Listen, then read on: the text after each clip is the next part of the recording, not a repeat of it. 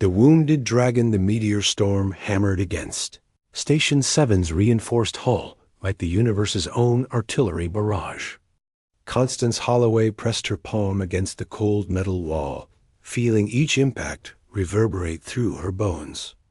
At 38, she'd weathered countless storms in this forgotten corner of space, but tonight felt different, meaner, as if the cosmos had finally decided to collect on all her unpaid debts. The proximity alarm shrieked through the static of grinding metal and howling wind. Not meteors this time. Something massive was approaching through the chaos, moving against the storm with deliberate purpose. Station 7, this is a traveler in need. The voice that crackled through her com system sounded like grinding stone and distant thunder. I request emergency docking. My propulsion systems have failed.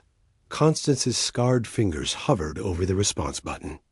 In 5 years of manning this dying outpost, she'd seen smugglers, lost miners, and corporate vultures.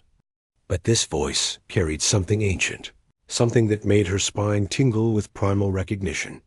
Unknown vessel. Identify yourself. A pause filled only with cosmic fury. I have no ship, Commander. I am myself. My name is Draonus. I am what your kind would call a stellar worm. The blood drained from her face. A dragon. An actual space dragon was asking sanctuary at her station. She'd heard whispered stories in frontier bars, legends of ancient creatures swimming through the void like whales through Earth's dead oceans. But they were myths. Had to be. Through the reinforced viewport, she glimpsed something moving through the debris field. Scales that shimmered like oil on black water. Wings that seemed to push against space itself. Eyes that burned with their own inner fire, visible even through the storm's chaos. Bay 3 is the only dock big enough, she heard herself saying, her fingers already entering override codes. It's not pretty, but it's pressurized. Your kindness will be remembered. Station Commander. As the massive bay doors groaned open, Constance watched from behind the safety barrier. Draonus entered like liquid shadow given form, his scales dark as the space between stars, shot through with veins of silver that pulsed with unexplained light. He moved with careful grace, folding wings that could have embraced her entire station, tucking his massive head to avoid the overhead beams. When he settled onto the deck, the entire station shuddered. Up close, she could see the damage. Scales cracked like broken armor. Wounds that leaked something resembling liquid starlight. One wing hung at an angle that looked painful even to her human eyes. Thank you, Draonus rumbled, and this close, his voice vibrated through her bones. I have traveled very far, and the storm caught me at my weakest. You're hurt. It wasn't a question. Your supplies would not help, but your hospitality might. I need only rest and warmth. The storm damaged my ability to generate stellar heat. Constance looked at the massive creature filling her cargo bay. His eyes, each the size of a shuttle viewport, were ancient and bone-deep tired. Despite everything her rational mind screamed, she felt her heart crack open just a little. There's an old fusion reactor in the corner. Should generate enough heat to warm this bay. You are very kind, Constance Holloway. She froze. How do you know my name? I am not some primitive beast, Commander. My kind was traversing the void when your species was still deciding whether to climb down from the trees. As she worked to bring the reactor online, she stole glances at her unexpected guest. Draonus had curled into what seemed a comfortable position, his massive tail wrapped around his body. But there was nothing domesticated about him. He radiated power and ancient dignity. The reactor hummed to life, bathing the bay in warm orange light. Draonus stretched with visible relief. Tell me about this place, he said. This station, this dying world below us. Something in his tone made her pause. Not curiosity. Something deeper. More calculating. Not much to tell. Golius 4 was supposed to be humanity's next great colony. Rare minerals, perfect jump gate location. Now it's a graveyard with maybe 10,000 souls too poor or stubborn to leave. And you? Are you poor or stubborn? Both. But mostly I stay because someone has to keep the lights on. Draonus made a sound that might have been laughter. A guardian. A keeper of the flame. A fool with a messiah complex. More like, in my experience, those are often the same thing. They talked through the night as the storm raged. Draonus told stories of civilizations that existed only in history files, of humanity's first steps into space, of things that lived in the dark between galaxies. Constance found herself opening up about her shattered dreams, her failed marriages, her daily battle to keep hope alive in this forgotten corner of space. But as dawn approached and the storm began to subside, she noticed something that chilled her blood. Every question he asked about the planet below was too specific, too interested in land ownership, resource rights, population centers. I should go, Draonus said, beginning to uncurl. I have imposed enough. Your wings still damaged. Stay. Rest. The dragon studied her with those ancient eyes. Why would you trust me? You do not know me. My grandmother used to say you can judge a being by how they act when they're vulnerable. Your grandmother was wise. As Constance suited up for her supply run to the planet below, something gnawed at her gut. A feeling she'd learned to trust during her years married to con men, and dreamers. Ancient beings didn't end up wounded and alone by accident. And dragons, she realized too late, were famous for hoarding more than gold. Descent into truth. The shuttle Persistence coughed to life on the third try, her hull rattling as they broke through Goliath 4's churning atmosphere. Below, Settlement Prime sprawled like scattered dice across the barren landscape. 30 prefab buildings housing 300 souls who'd forgotten what hope looked like. Constance made her rounds with growing dread. Yamamoto's trading post sat half empty, shelves bare as old bones. The transport was 2 weeks overdue, and families were already packing what little they owned. We're dying, Connie, Mayor Patricia Morse, said without preamble when Constance found her staring at population projections. Another 2 years, maybe 3, and Goliath 4 will be another ghost world. There has to be something. With what money? The Colonial Authority wrote us off 5 years ago. The shuttle ride back felt longer than usual, weighed down by what she'd seen. Families loading possessions into crates. Children who'd never known any world, but this one preparing to leave the only home they'd ever had. Farms withering from equipment failures no one could afford to fix. She found Draonus exactly where she'd left him, but something had changed. The air in the bay felt different, charged. His scales seemed brighter, more alive, as if the rest had done more than just heal his wounds. How was your visit to the surface? His voice carried a note she couldn't identify. Almost eager. Depressing. The whole colony's on life support. She set down her supply crates harder than necessary. Why do you ask? Curiosity. I like to understand the places I visit. That feeling in her gut twisted tighter. Just curiosity? Draonus's great head tilted slightly. What else would it be? Before she could answer, her comm panel chimed with an incoming transmission. Corporate frequency. Her blood went cold. Station 7, this is Marcus Webb from Hegemony Development Corporation. We need to discuss immediate acquisition of your facility and surrounding territorial claims. Constance's finger trembled over the response button. How did you get this frequency? This is a private station. All Colonial Authority installations are subject to eminent domain proceedings when deemed necessary for corporate expansion. We'll be arriving within the hour to finalize terms. The channel went dead. Constance spun toward Draonus, pieces of a horrible puzzle clicking into place. You called them. Her voice was barely a whisper. I don't know what you mean. Ancient stellar worm, my ass. You're a scout. A corporate spy in a very elaborate disguise. Draonus was quiet for a long moment. When he spoke, his voice carried the weight of mountains. I am exactly what I said I am, Constance. But you're not entirely wrong. Her knees nearly buckled. How long? How long what? How long have you been working for them? 6 months. Maybe 7. Time moves differently when you've lived as long as I have.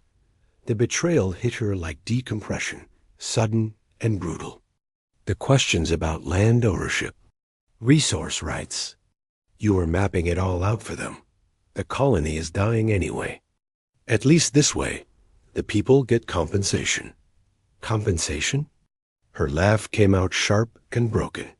You think hegemony gives a damn about compensation? They'll offer pennies and call it mercy. Draonus shifted uncomfortably, his massive form suddenly seeming less majestic and more predatory. It's not that simple, isn't it?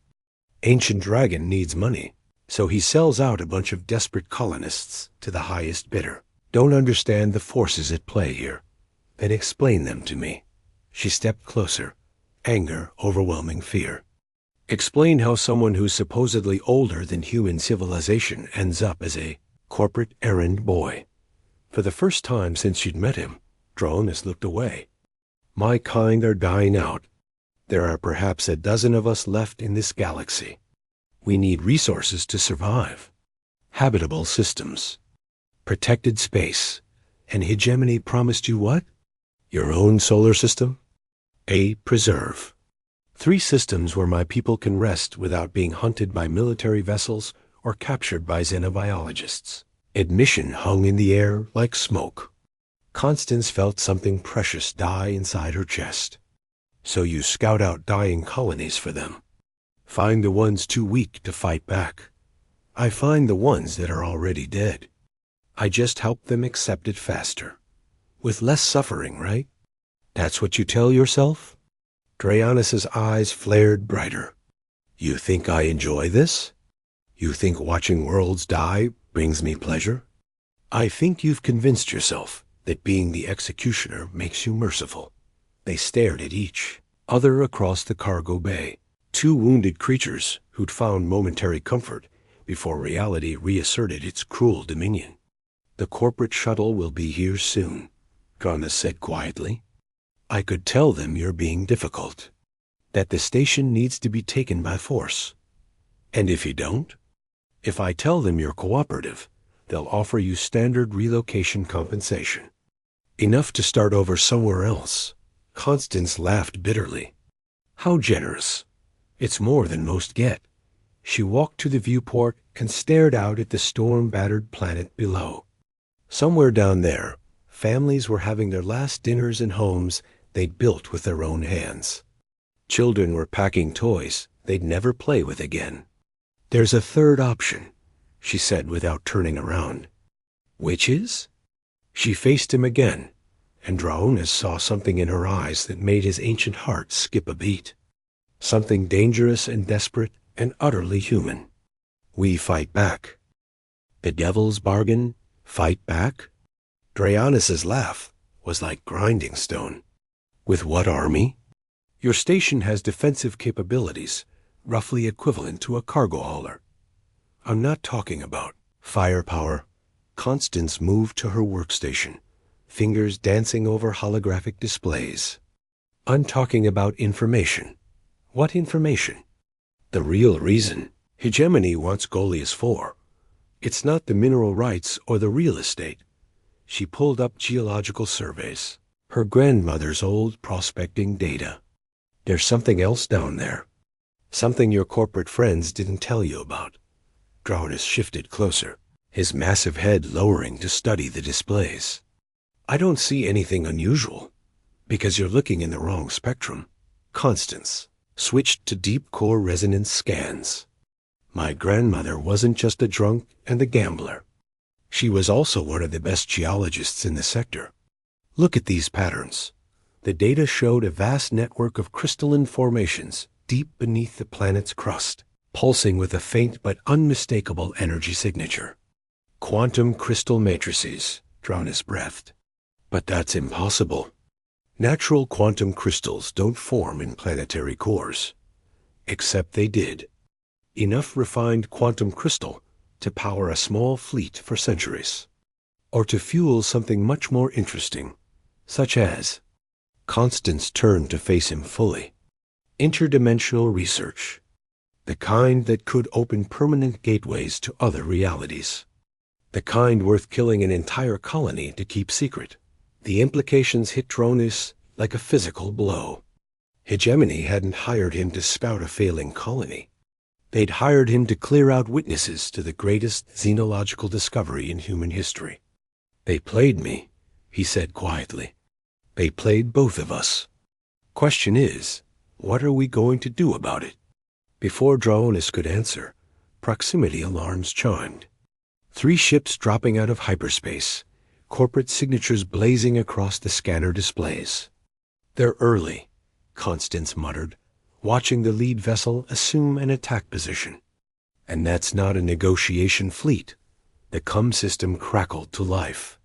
Station 7, this is Commander Saravos of the HDS Retribution. You have 30 seconds to surrender control of your facility, or we will take it by force. Constance looked at Draonus. Well, you still planning to turn me over to your business partners? The ancient dragon stared at the approaching ships, something dark and terrible awakening in his eyes. Those aren't my partners anymore. Good, because I need to ask you something, and I need you to be completely honest. What? How much do you really want that preserve? That safe space for your people? Draonus's gaze sharpened. More than anything in this universe, even if it meant going to war with Hegemony Corporation. Especially then. But my people are scattered across 3 galaxies. It would take months to gather them, and by then ... double quotes. By then Goliath 4 would be strip-mined down to bedrock. Constance moved to her emergency controls, finger hovering over a series of red switches. But what if I told you there was another way? 20 seconds, Station 7. Commander Voss's voice cut through the bay. Surrender now, or we open fire. What way? Draonus demanded. Constance's smile was sharp as broken glass. My grandmother left me more than just a station and a gambling addiction. She left me the territorial claim to this entire system. Legal, registered, and backed by colonial authority law. That's meaningless against corporate eminent domain. Not if I'm not human anymore. Draonus went very still. What are you suggesting? Stellar worms are a protected species under galactic conservation law. Any territory claimed by a stellar worm is considered a nature preserve, untouchable by corporate interests. She looked him straight in the eye. You said your people can interbreed with compatible species when the need arises. The dragon's massive head drew back. Constance, you can't be serious. 10 seconds. Voss's voice had turned savage. I'm dead serious. You need territory.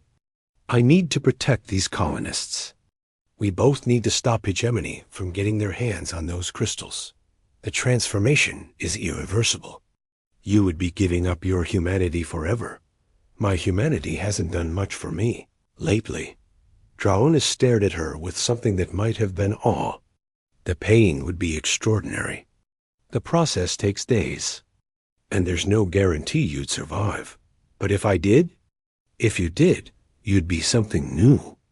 Something that's never existed before.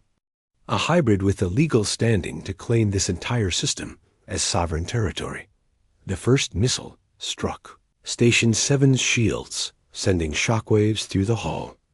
I'm out of time, Constance said. Yes or no? Draonus closed his ancient eyes, and when he opened them again, they burned with the fire of dying stars. Yes, then do it. Here, now. Another missile strike, closer this time. The lights flickered. Right now, before they board the station, Draonus reared back, his massive form seeming to grow even larger in the confines of the bay. This will hurt. Everything worthwhile does. He opened his mouth and breathed on her. Not fire, not poison, but something far stranger. Silver mist that tasted of starlight and deep space, of quantum probability and stellar fusion. It wrapped around Constance like liquid metal, seeping into her pores, her lungs, her very cells. The pain hit like a supernova going off in her bones. She was dimly aware of falling to her knees, of Draonus catching her before she hit the deck. Aware of corporate soldiers blasting through the bay doors. Aware of their shocked shouts as they saw what was happening to her. But mostly she was aware of changing. Of her DNA rewriting itself at the molecular level. Of new organs growing where human ones had been. Of her mind expanding to encompass concepts no human brain could process. What the hell is that thing? Commander Voss's voice seemed to come from very far away. That, Draonus said with deep satisfaction, is the new sovereign ruler of the Goliath system. And she's very displeased with your presence in her territory. The last thing Constance remembered before the transformation consumed her completely was the feeling of wings unfurling from her shoulders and the taste of starfire building in her throat. Wings of vengeance 3 days. That's how long Constance burned. 3 days of cellular restructuring, of human DNA weaving together with something far older and infinitely more dangerous. 3 days during which hegemony forces occupied Station 7, believing they'd captured a broken-down outpost and a rogue alien. They were catastrophically wrong on both counts. When she finally opened her eyes, the world looked different. Colors she'd never seen before painted the spectrum. She could taste the electromagnetic signatures of the corporate ships hanging in orbit, feel the quantum vibrations of the crystal formations far below in Goliath 4's core. And she could sense Draonus beside her, his presence warm and familiar in ways that had nothing to do with human understanding of companionship. "How do you feel?" he asked quietly. Constance tried to answer and discovered she no longer had human vocal cords. What emerged instead was a harmonic resonance that seemed to vibrate through the station's hull. When she looked down at herself, she saw scales that shifted between silver and deep blue, depending on the light. Her hands had become clawed appendages that could manipulate matter at the atomic level. Different, she managed, the word coming out as music and mathematics combined. The soldiers left guards, but most of their forces returned to the ships. They're waiting for corporate extraction teams. She could sense them now. 5 humans in the station's corridors, their hearts beating with the rapid rhythm of nervous predators. Above them, 3 warships bristling with weapons that suddenly seemed laughably primitive. They have no idea what they're dealing with, do they? None whatsoever. Constance stood, testing her new form. She was taller now, more graceful, but also more deadly. Power flowed through her veins like liquid lightning. When she flexed her shoulders, wings unfurled, gossamer thin, but strong enough to carry her through the vacuum of space. The colonists? Still on the planet. Hegemony hasn't moved against them yet. They're waiting for the all-clear signal from the station. They're not going to get it. She moved toward the bay doors, each step more confident than the last. The guards posted outside never saw her coming. By the time their neural systems registered the threat, she was already among them, moving with speed that made hummingbirds look sluggish. When she reached the command center, Commander Voss was arguing with someone on a secure channel, her voice sharp with frustration. "I don't care what the legal department says. We found them in the middle of some kind of illegal xenological experiment that has to void any territorial claims. Actually," Constance said, stepping into the room, "it validates them." Voss spun around, her hand reaching for her weapon. She stopped mid-draw when she saw what Constance had become. "What are you?" "I'm the legal owner of this system. And you're trespassing. You're human. Or you were. Humans can't claim stellar worm protections. Check your xenological databases, Commander. Specifically, the sections on hybrid sapience and conservation law precedents. Voss's face went pale as her tactical computer displayed the relevant statutes. Under galactic law, any being with stellar worm DNA had the same legal protections as a pure-blood member of the species. Those protections included absolute sovereignty over any territory they claimed as nesting grounds. This is impossible. This is evolution. Constance moved closer, and Voss could see Starfire building behind her eyes. Now you have a choice. You can leave my system peacefully, or I can demonstrate why stellar worms are considered apex predators. You're bluffing. You can't take on 3 warships, can't I? Without warning, Constance was gone. Not invisible, not hidden, simply elsewhere.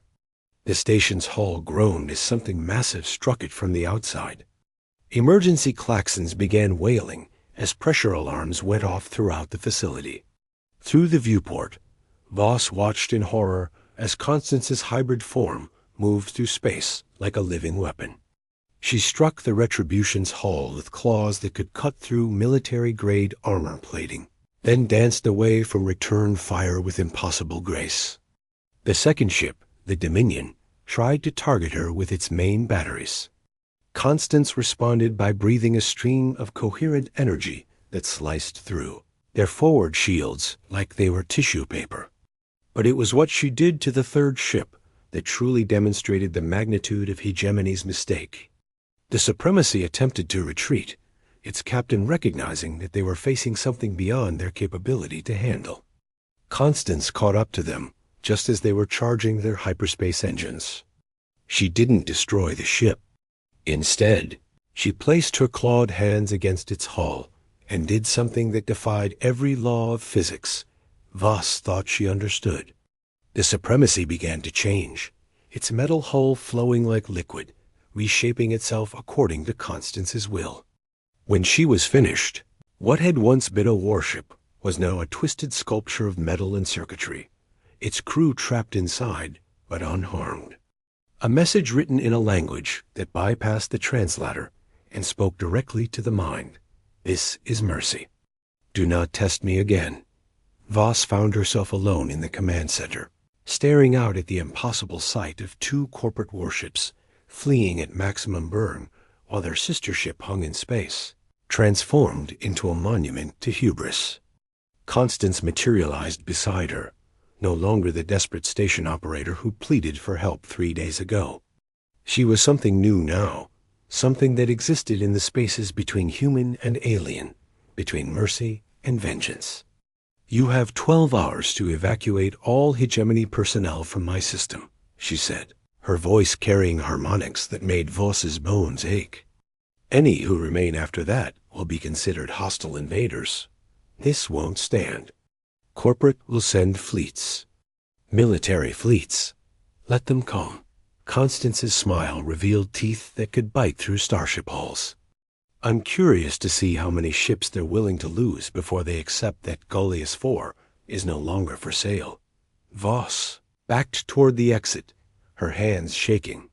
What about the colonists? What happens to them? They stay. They thrive. They build the life they came here looking for. Constance turned away from the viewport, her transformed features beautiful and terrible in the station's harsh lighting.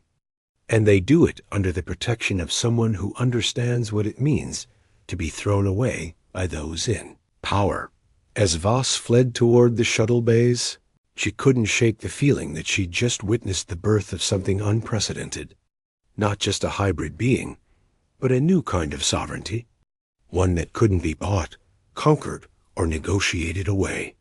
Behind her, Constance stood beside Draonus, their transformed reflection ghosting in the viewport surface. Any regrets? He asked.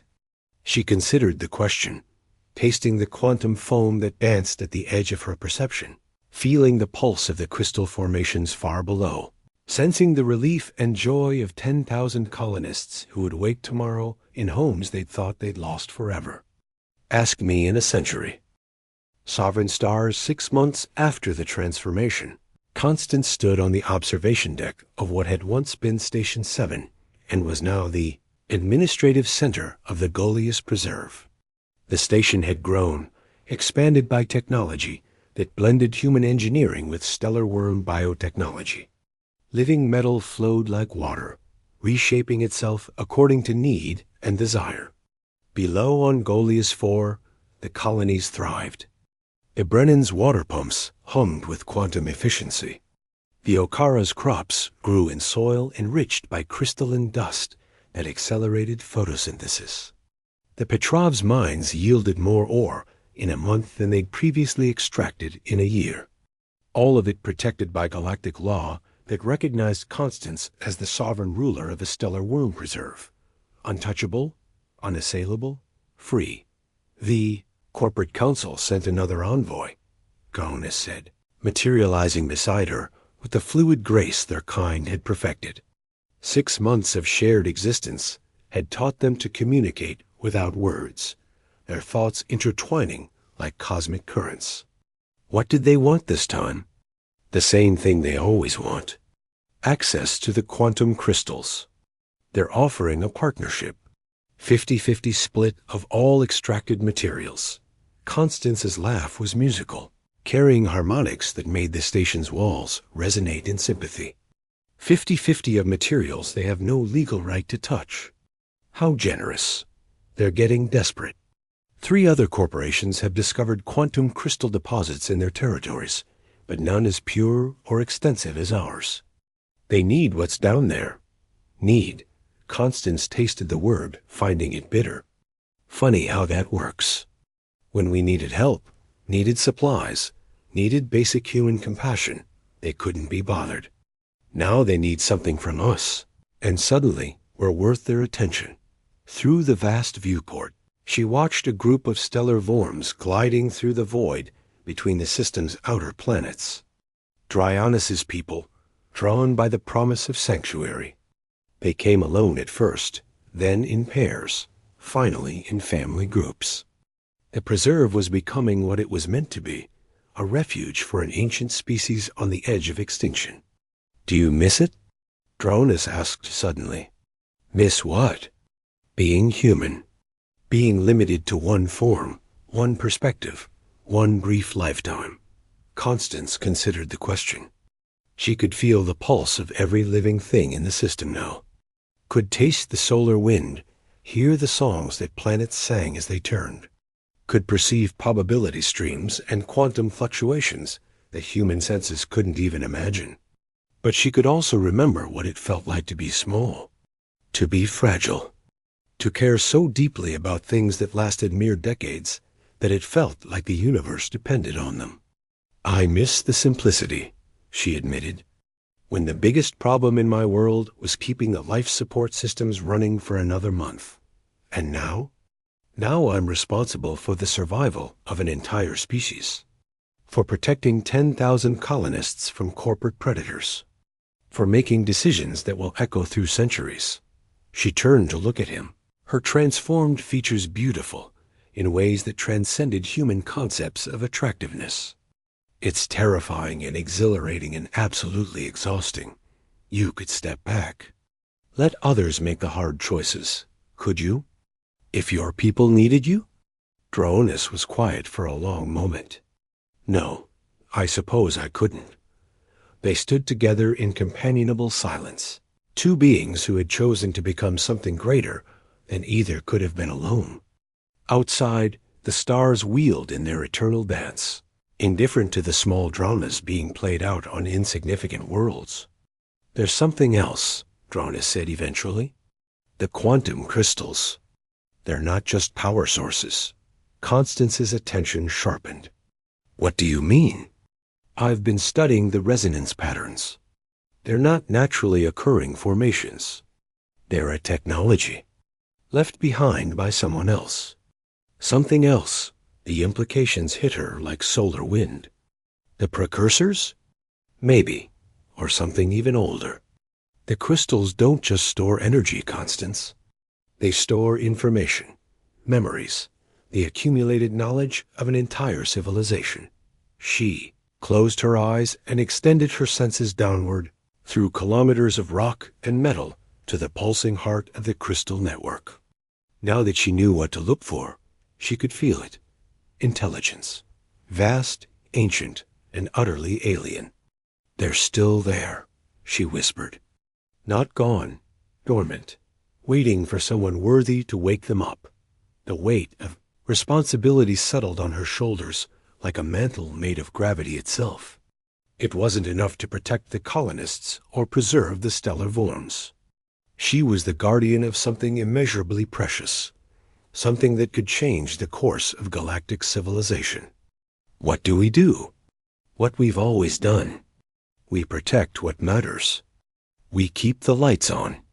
We make sure the universe remembers that some things are more important than profit margins and quarterly reports. A new ship appeared at the edge of the system, broadcasting colonial authority frequencies. But this wasn't a corporate vessel or military patrol. It was a transport, packed with refugees from 3 different systems. People fleeing corporate oppression, environmental collapse, and a dozen other forms of institutional failure. More colonists? Draonus asked. More people looking for a place where they can build something lasting. Constance activated the station's communication array. Transport vessel, this is Sovereign Holloway of the Goliath Preserve. State your business in our space. Sovereign? The voice that replied sounded young, hopeful, desperate. We heard rumors that there was a place where corporations couldn't touch you, where people could start over. Is it true?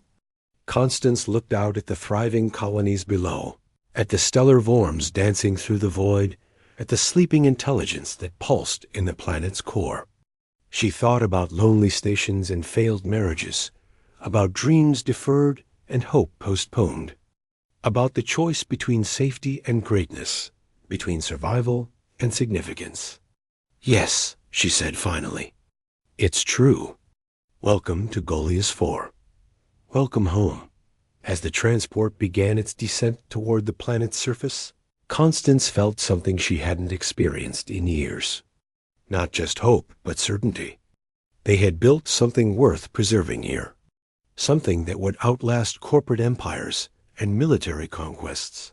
Something that honored the best parts of what it meant to be human, while transcending the limitations of humanity itself.